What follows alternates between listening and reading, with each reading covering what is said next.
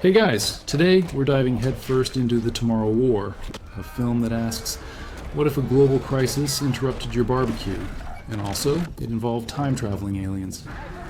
We start in 2022, a time of peak global unity during the World Cup. Dan Forrester, our protagonist, is struggling to land his dream job while his family watches the game. The vibe is perfectly normal, almost idyllic. Then, with a visual pop that's probably terrible for anyone's cardiac health, a portal rips open right in the middle of the soccer field. Soldiers from the future, looking less like they just won a war and more like they just barely survived one, spill out. And just like that, humanity's biggest sporting event becomes humanity's biggest existential dreadfest. I put a lot of work into these, so if you like what you see, a like and a subscribe is always appreciated. No worries if not. Hey, breach the bottom ditch. Everybody else, listen up. We need you at your defense.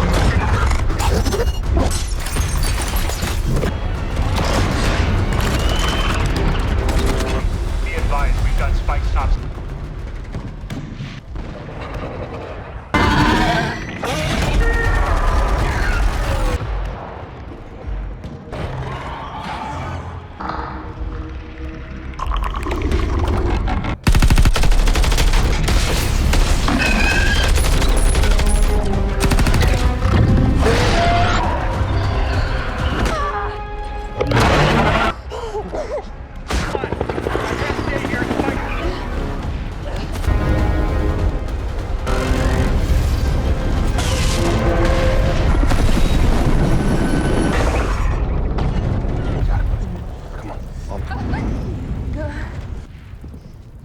You got over it.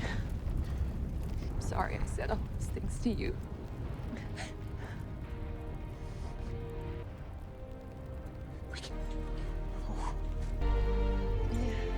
Gotta leave me.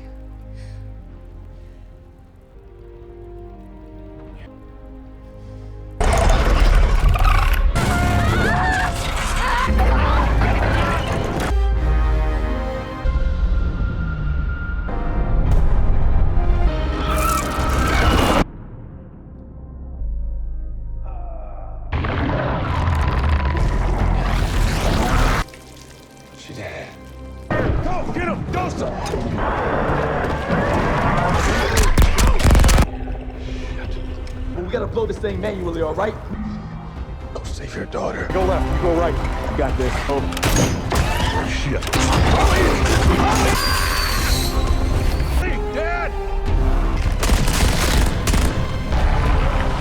Colony down here. We gotta blow this. I'm gonna die my way!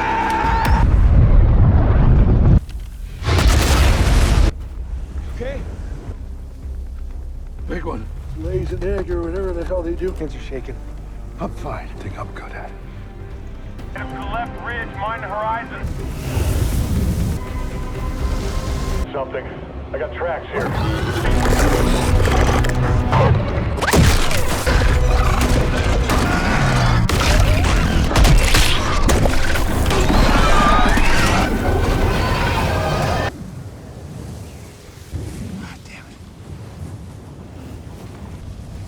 No! She ain't down.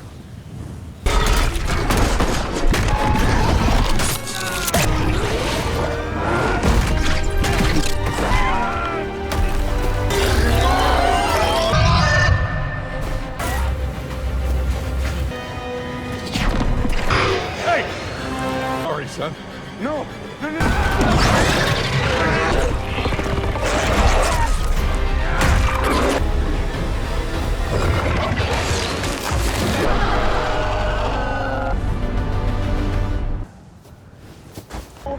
You'll get your assignment is under attack. It's the last lab.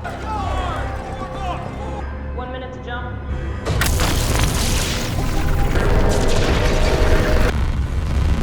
30 seconds. And that's your safety. Yeah. Where are we going? 9, 2,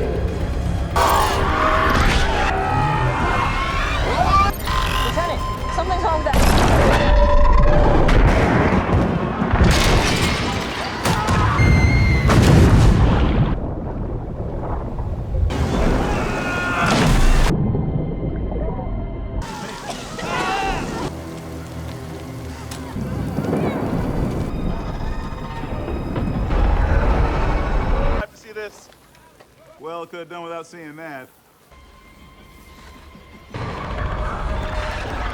Romeo Actual, this is Romeo Command. Romeo Actual, this is Romeo Command. I'm Dan Forrest. Team, and I see that you're a soldier, so to get me an ETA on that right now. To here? I got one problem, Jason, and they are surrounded by... I need you to get my team out of To rescue our destination. Okay. What you guys? no aliens. Copy that. KIA. Is there any? Eyes up, down, all around. Use your help. You try to save your friend. Yes.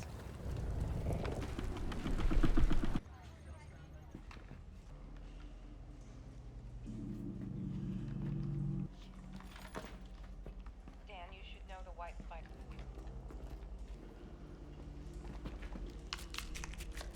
Take that with you. You gotta see. Jen, if they left bodies behind, they're gonna... Copy that, you got that? I got it! It's From Lab 1, and I need those... I see something. Mike. Well, duh. And I need all of them. We get them out of there right now. Yes, Watch ma'am. team. We're at the 7th floor, you understand? I'm on. Drop in 6 minutes and there's nothing I can...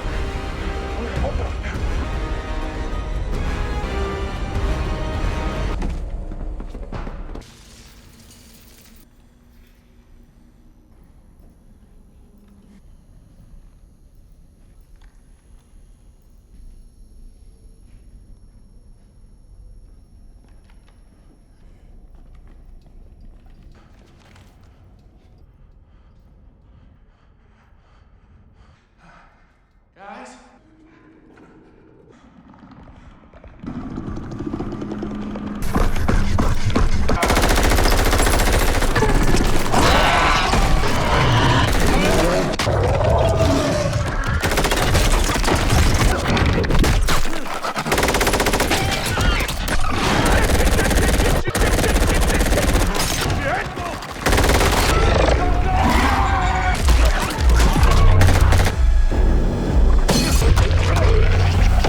Next or the bellies. Anybody hear me? Get those Humvees. Them Romeo, Actual, the bombing... All right, Actual, you need... We're going right. Hell, man!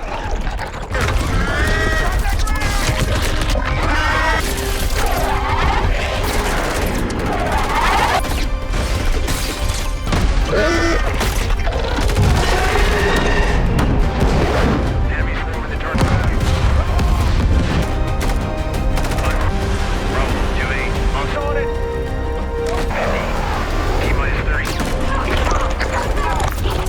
God damn it, Dan. That's it!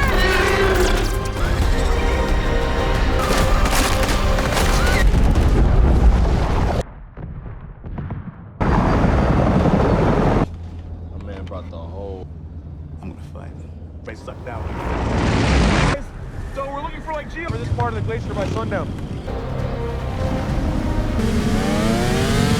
Sundown. Approach in the northwest.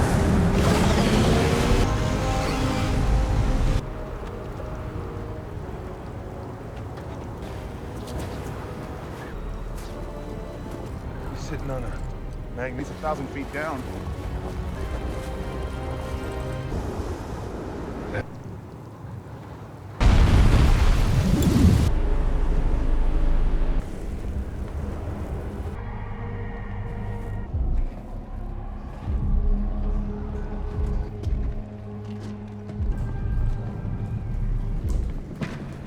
The difference between ice.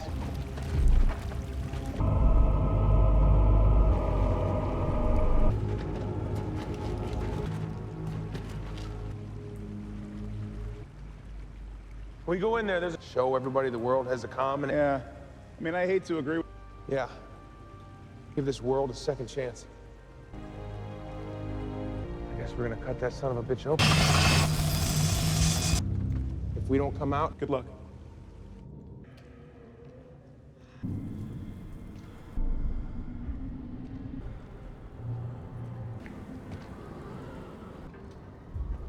Looks like... Let's move.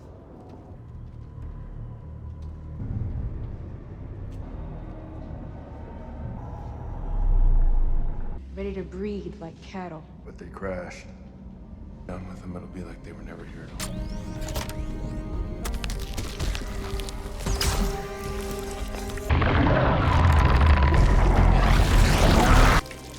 She's dead. Go! Get him! Go, son!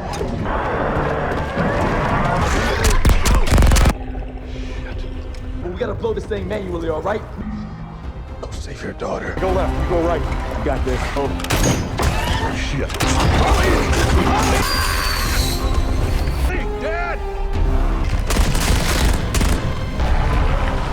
Colony down here. We gotta blow this. I'm gonna die my way!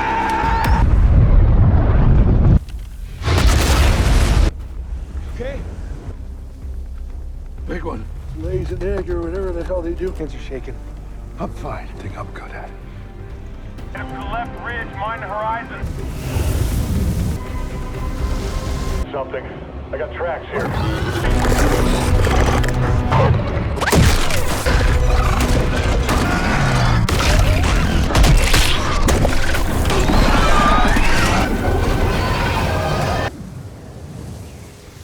God damn it.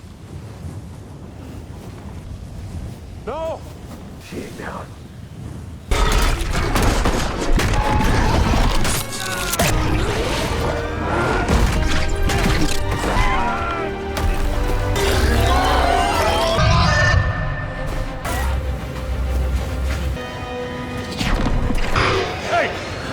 Sorry, son. No! No, no,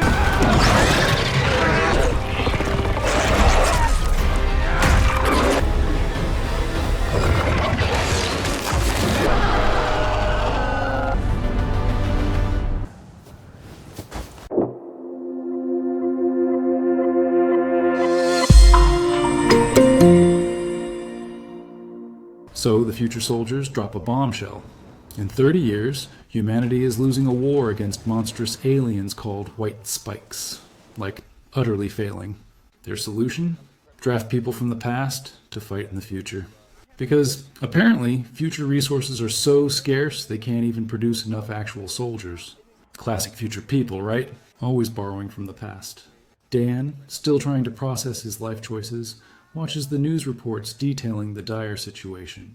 The draft is mandatory, a legal obligation, with wristbands that glow ominously. Because nothing says welcome to your new future like a piece of high-tech jewelry you didn't ask for. Dan, a former Green Beret who left service to focus on family, definitely doesn't want to go. He even tries to argue his way out, citing his past service and current family man status. But the government's got its own agenda. It's a stark reminder that sometimes the universe has a very inconvenient way of telling you that your plans are cute, but ultimately irrelevant. The ticking clock on his wrist seals his fate, along with millions of others across the globe. You can practically hear the collective sigh of a planet realizing, my couch, my snacks, and my sanity are about to be traded for futuristic war, screaming in certain doom. Now, before being hurled into a war 30 years hence, these folks get a crash course in future survival, mostly consisting of don't die immediately. They're introduced to the concept of the jump link, a fancy term for a time machine that can only send you forward. Backward travel? Nope, too complicated. Plus paradox, am I right? It's like future tech has a one-way trip setting firmly stuck on. Dan connects with fellow draftees, including the hilariously awkward science teacher, Charlie, who's probably more used to dissecting frogs than fending off alien monstrosities. There's a palpable mix of fear and gallows humor among the recruits. The training montage, complete with frantic weapon handling and evasive maneuvers, is a whirlwind of information overload. They learn that the white spikes are incredibly fast, resilient, and utterly vicious. Basically, the universe's least friendly neighbors. The pressure is immense. One mistake. And you're not just failing a test, you're becoming alien chow. The constant hum of the training facility, mixed with the frantic shouts of instructors and the clatter of weaponry, paints a grim picture of what awaits. It's less a boot camp and more a fast track to potentially becoming Alien Food Academy. What a sales pitch, huh? The moment arrives. One final hug with his daughter Muri, then Dan steps onto the jump link platform. There's a blinding flash, a disorienting whoosh of temporal displacement, and then, boom, they're not exactly in Kansas anymore. Or rather, they are in Miami, but it's Miami after a very aggressive architectural rebrand, courtesy of the White Spikes. Buildings are gutted, vehicles are burnt out husks, and the air is thick with smoke and the metallic tang of decay. It's like a post-apocalyptic resort town, only without the resorts. Or the town, really. The jump itself is rough, a gut-wrenching experience that leaves them disoriented. The future soldiers who greet them are frantic, shouting orders that are barely intelligible over the cacophony of a city under siege. It becomes immediately clear that their arrival was not smooth, and definitely not where they were supposed to be. They've landed not in a safe drop zone, but directly atop a crumbling skyscraper high above the chaos. The wind whistles through gaping holes in the building, carrying the faint, unsettling sounds of battle from below. It's a rude awakening, a sensory overload that screams, "Welcome to the future, you're already behind schedule and probably going to die." Before they can even properly orient themselves, the White Spikes make their grand entrance. From the shadows of the ruined buildings, these creatures, all sharp claws, razor teeth, and blinding speed, scuttle into view. They're nightmare fuel personified, with multiple limbs and a chitinous armor that seems to absorb bullets. The first encounter is pure, unadulterated chaos. The crackle of automatic rifle fire mixes with the guttural shrieks of the aliens and the desperate cries of the soldiers. It's a symphony of survival. The draftees, including Dan, are thrown straight into a brutal baptism by fire. Many don't make it. The sheer, overwhelming force of the White Spikes is terrifying. They swarm, they slash, they tear. It's less a fight and more a desperate scramble for survival, highlighted by the sickening squelch of alien flesh being torn or the hollow thud of a soldier hitting the ground. Dan, drawing on his past training, quickly adapts, but the sheer volume and ferocity of the White Spikes are unlike anything he's ever faced. He's forced to make split-second decisions, dodging vicious swipes and firing off desperate bursts of energy weapons. This isn't basic training anymore. This is the final exam, and the stakes couldn't be higher. The city itself groans under the weight of the conflict, debris clattering and dust swirling with every explosion, barely surviving the rooftop onslaught. Dan and the handful of remaining draftees are led to a precarious, makeshift command center. Amidst the grim faces and hurried orders, Dan spots someone familiar yet utterly changed. It's his daughter Muri, now a stern, battle-hardened colonel, leading the resistance.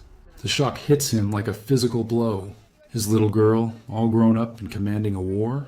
Talk about an unexpected family reunion. Their initial interaction is terse, professional, with Muri maintaining a cold distance, unaware of their paternal connection. Dan's heart pounds with a mix of pride, fear, and utter disbelief. He tries to connect with her, but she's all business, her voice sharp and authoritative over the radio, barking commands. The irony of the situation is thick. He jumped 30 years into the future to save his daughter's generation, only to find his daughter leading the fight. It's a twist that adds a whole new layer of emotional weight to the already suffocating desperation of the war. He observes her, her every gesture precise, her eyes scanning holographic maps with an intensity he recognizes. It's him, but in a uniform, with more scars and a much, much higher security clearance. Muri, still oblivious to their true relationship, lays out the grim reality of the war. These aren't just random aliens. They're an organized, intelligent hive mind, all controlled by a single, gargantuan White Spike queen.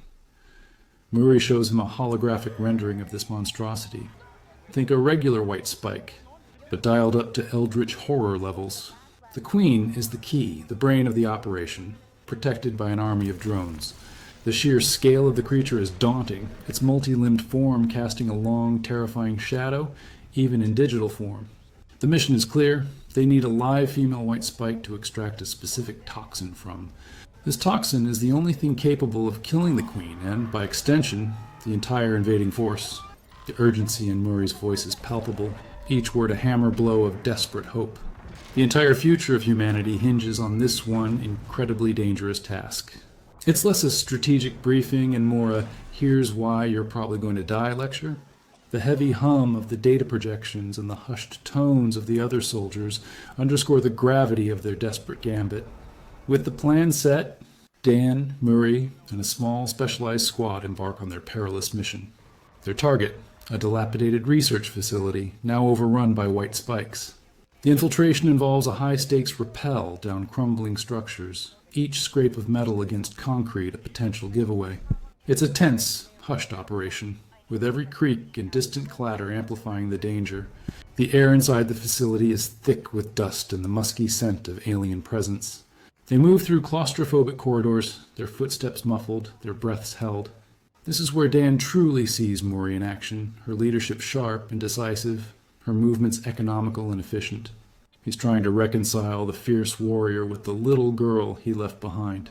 The objective is to retrieve a sample that could lead to a breakthrough, but the facility is a maze of alien nests and ambush points. The constant skittering sounds in the ventilation shafts and the unsettling growls from unseen corners make every step a gamble. It's like a very deadly game of hide and seek, where it can rip you to shreds. The sample is secured, but as always, getting out is harder than getting in. The white spikes are now aware of their presence, swarming from every shadow. The facility erupts into a violent ballet of gunfire, alien screeches, and explosions.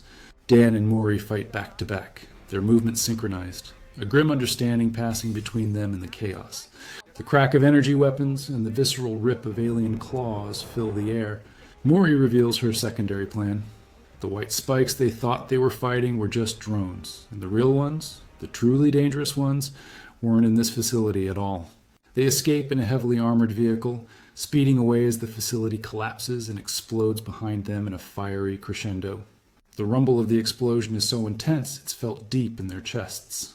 It's a close call, a desperate sprint to safety, confirming that the future is just a series of escalatingly bad ideas. The plan to capture a female white spike has failed, forcing Muri to reveal an even more audacious and frankly insane alternative. It's almost comical how often Plan B involves a significantly higher chance of death. Back in a moment of relative calm, Muri finally drops the real bombshell. The white spikes didn't just arrive in 2051 from some distant galaxy. Oh no, that would be too simple. They've been here all along, frozen in the ice of the northern hemisphere, dormant within a crashed alien scout ship. A truly ancient vessel, a remnant of another species, a Draxian ship that essentially served as a prison or transport for these creatures. Humanity, in its infinite wisdom, accidentally thawed them out. Oops.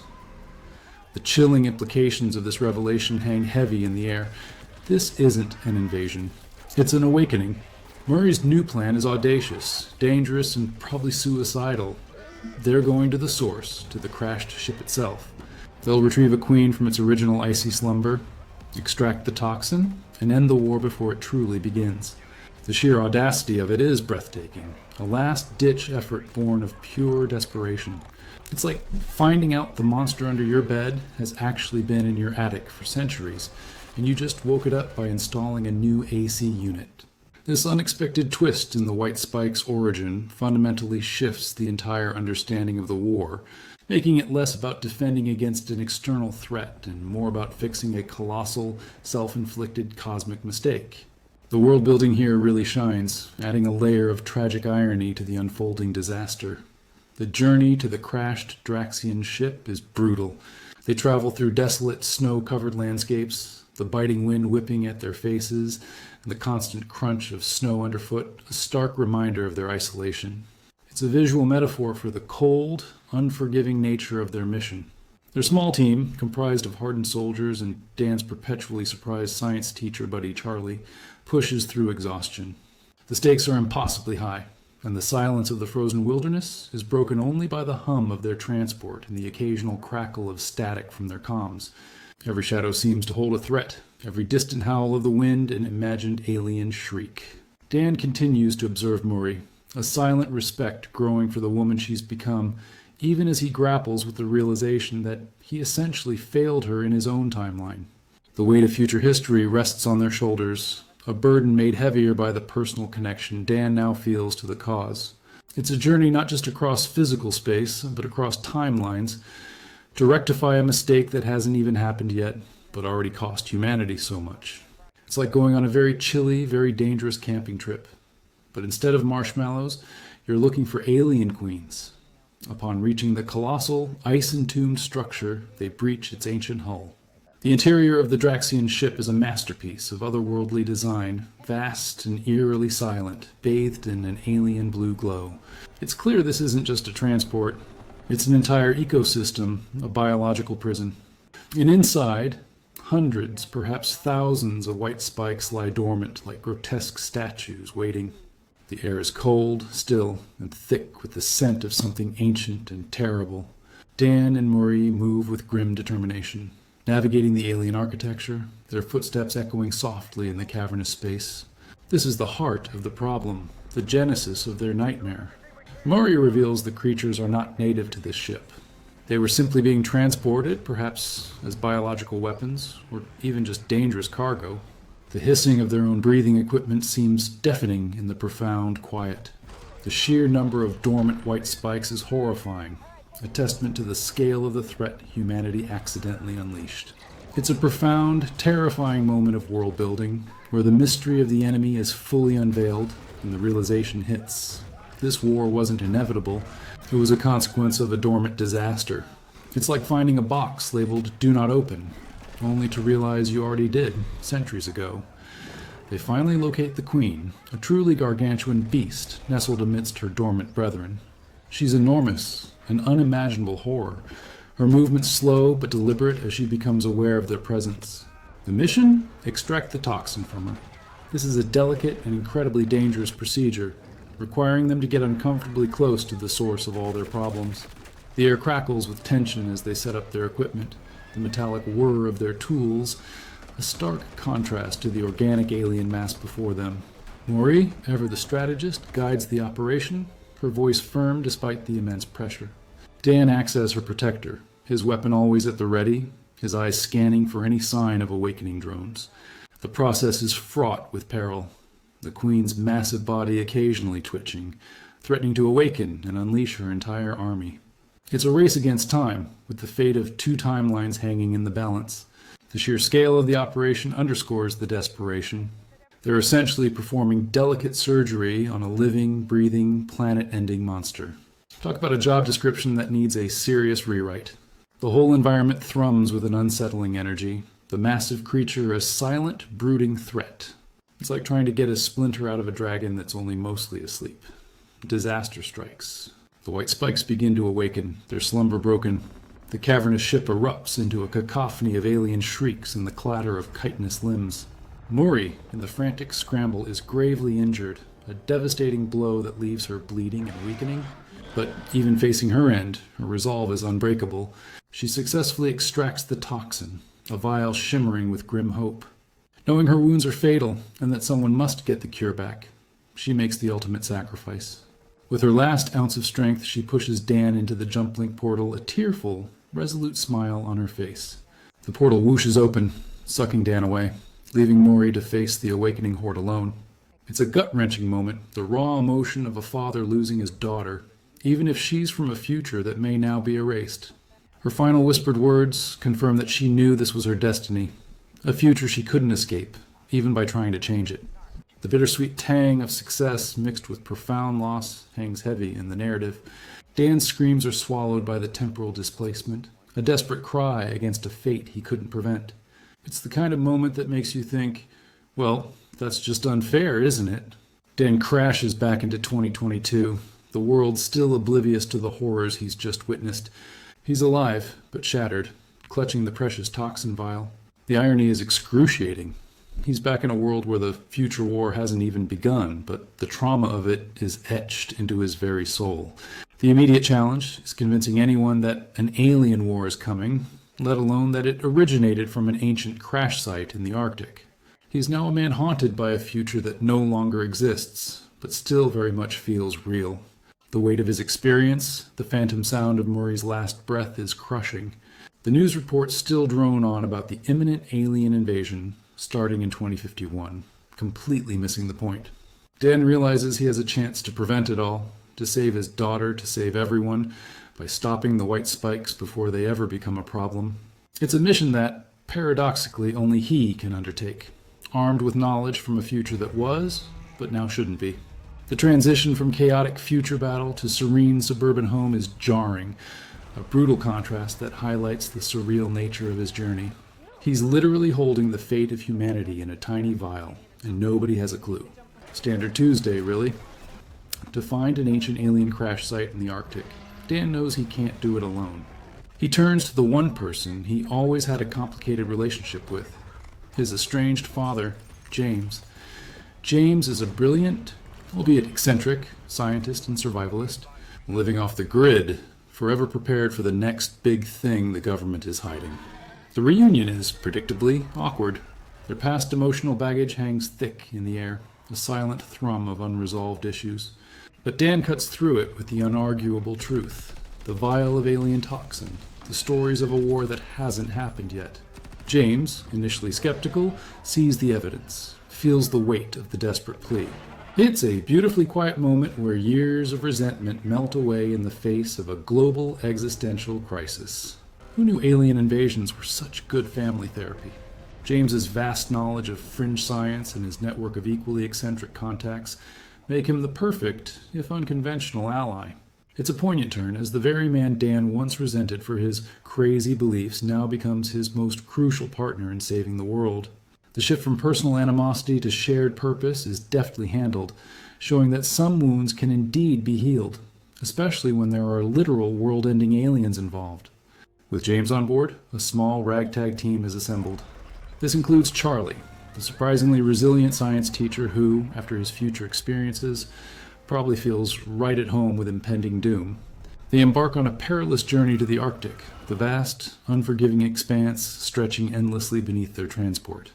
The biting cold is constant, the howl of the wind through the aircraft's frame a constant companion.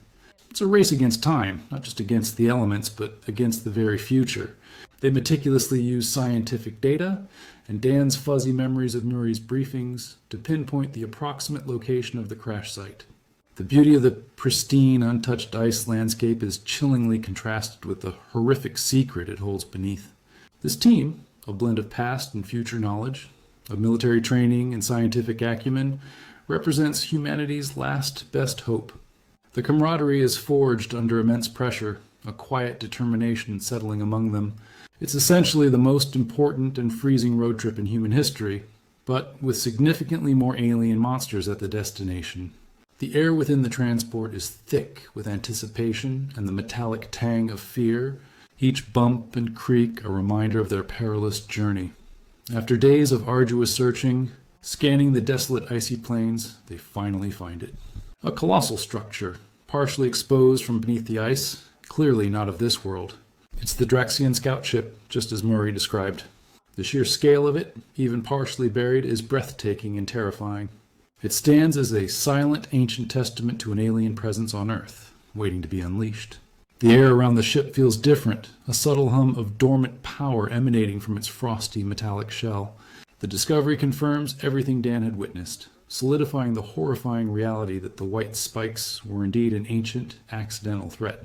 James, with his lifetime of searching for hidden truths, is both awed and validated. The team prepares for the most dangerous phase, breaching the ship. The wind whistles around the alien structure, carrying the eerie sense of foreboding. It's a magnificent, terrifying sight, a frozen relic that holds the key to humanity's salvation, or its complete obliteration. It's like finding Atlantis, but instead of mermaids, it's full of razor-toothed monsters. Fun. With the discovery made, the next step is to get inside. They meticulously place explosives, the rhythmic clink of tools against ice echoing in the vast, cold emptiness. Then, with a concussive boom that reverberates across the frozen landscape, they breach the alien hull. Smoke billows from the new opening, revealing a dark, ominous interior. Inside, the ship is just as otherworldly and disturbing as Dan remembered from the future. Dormant white spikes are everywhere, frozen in grotesque poses, like terrifying sculptures. The team moves carefully, their flashlights cutting through the gloom, illuminating the alien architecture and the inert forms of their enemies. The air is frigid and still, but there's an underlying tension, a prickle on the skin that warns of danger. Every shadow seems to hide a waking monster, every creak of the ancient ship a premonition. James, utterly fascinated, immediately starts analyzing the alien tech. his scientific curiosity overriding his fear. It's a race against the inevitable. To find the queen and deliver the toxin before the entire hive awakens. The rhythmic drip of melting ice from the ceiling adds to the unsettling atmosphere, a natural clock counting down to their inevitable confrontation. Of course, their presence doesn't go unnoticed for long. The delicate balance of the dormant hive is disturbed, and one by one, with sickening cracks of ice and grotesque squelches of thawing flesh, the white spikes begin to awaken. The silence of the ship shatters into a symphony of alien shrieks and the rapid scurrying of hundreds of creatures. It's pure pandemonium. The team, trapped in the confines of the alien vessel, is immediately thrust into a desperate firefight. Laser fire sizzles, bullets thump against alien armor, and the air fills with the metallic tang of blood and ozone. Dan and James, fighting side by side, realize the magnitude of the threat. These aren't just a few stragglers.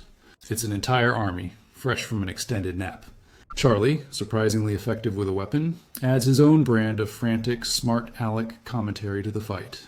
The tight corridors and alien structures make for a claustrophobic battleground, where every turn could mean a deadly ambush.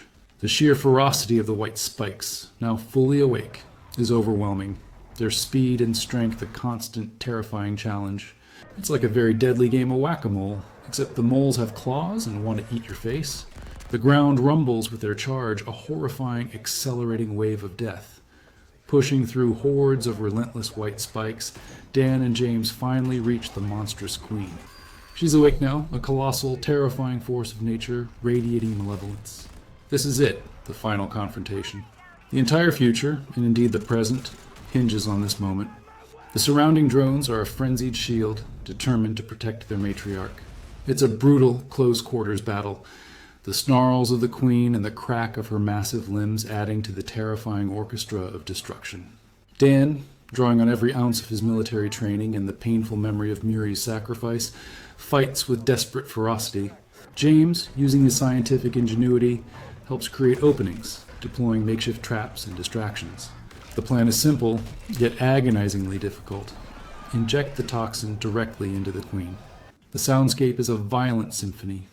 The wet splat of alien blood, the clatter of falling debris, the desperate grunts of the heroes, and the earth-shaking roar of the queen. It's a titanic struggle, a testament to human will against an incomprehensible alien threat. They are battered, bruised, and nearly overwhelmed, but the thought of a saved future, of Muri's survival, fuels their last stand. This isn't just a fight for survival. It's a fight for a tomorrow that might never have been. And spoiler alert, it gets really messy. Lots of alien guts. Like, a lot. Finally, after a desperate, claw-scratching, laser-blasting struggle, Dan manages to plunge the toxin vial into the queen. Her massive body convulses, an unearthly shriek ripping through the ship as the poison takes hold. The effect is immediate and devastating. The queen's powerful life force drains, and in a domino effect, all the other white spikes collapse, their terrifying forms going still, inert. The terrifying scurrying sounds cease, replaced by an eerie, profound silence. Humanity is saved. The war that was destined to decimate the future has been averted in the past. Exhausted, battered, but triumphant, Dan and James share a look, a silent understanding passing between them. Years of unspoken tension and regret dissolve in that moment of shared victory. A father and son, finally reunited by the most extreme circumstances imaginable. It's a beautiful, understated reconciliation, a quiet echo after the deafening roar of battle. They've not only saved the world, but also healed a broken family. The future is no longer a guaranteed nightmare. It's an open book, a canvas waiting to be repainted. The relief is palpable, a heavy weight lifted from their shoulders. Even Charlie manages a relieved, slightly hysterical chuckle. Mission accomplished, the world is safe, and maybe, just maybe, Dan can finally get that job. Back home, the world continues, blissfully unaware of the cataclysm they almost faced. Dan looks at his daughter, Muri, now safe and sound, a child innocent of the war her future self fought. The future he witnessed is gone, replaced by a hopeful unknown. It's a poignant reminder that while we can't always control the challenges life throws our way, we often have the power to change our narrative, to rewrite our destiny. The film leaves us with the powerful message that the most meaningful battles aren't just for survival, but for the chance at a better tomorrow for those we love. Sometimes the most heroic act is simply ensuring a future where ordinary moments can thrive. It's a story about sacrifice, family, and the enduring human spirit, proving that even against intergalactic threats, a father's love can literally move mountains, or in this case, frozen alien ships. Thanks for watching, and remember, always check your attic for ancient alien cargo. You never know. All right, I got this. Shit. Hey, Dad! Colony down here. We gotta blow this. I'm gonna die my way!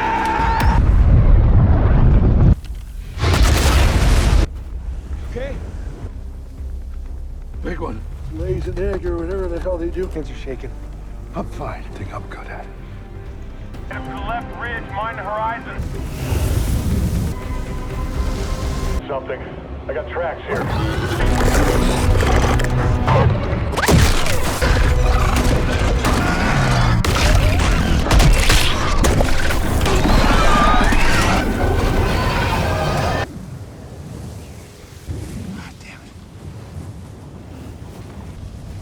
No! She ain't down.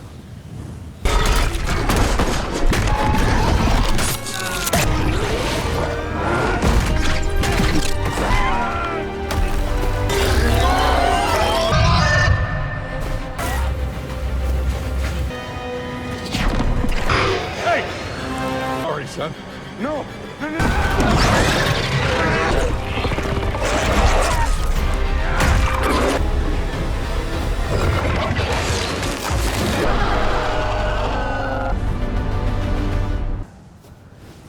What's going on here to You'll do? get your assignment is under attack. It's the last lab.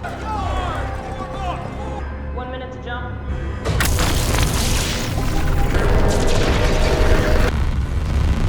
30 seconds. And that's your safety. Yeah. Where are we going?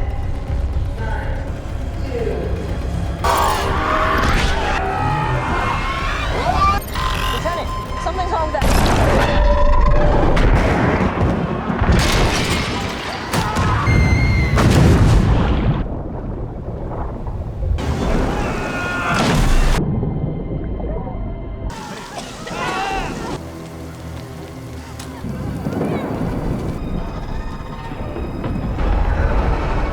Have to see this. Well, could have done without seeing that. Romeo Actual, this is Romeo Command. Romeo Command. I'm Dan Forrest. Team, and I see that you're a soldier, so to get me an ETA on that right now. To here? I got one problem. Station, and they are surrounded by. I need you to get my team out of To rescue our destination. Okay. What you guys? No aliens. Copy that. KIA. Is there any? Eyes up, down, all around. Use your help. You try to save your friend. Yes.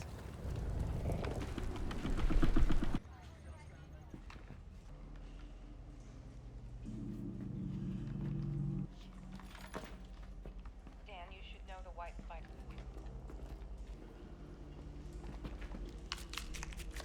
Take that with you. You gotta see. Dan, if they left bodies behind, they're gonna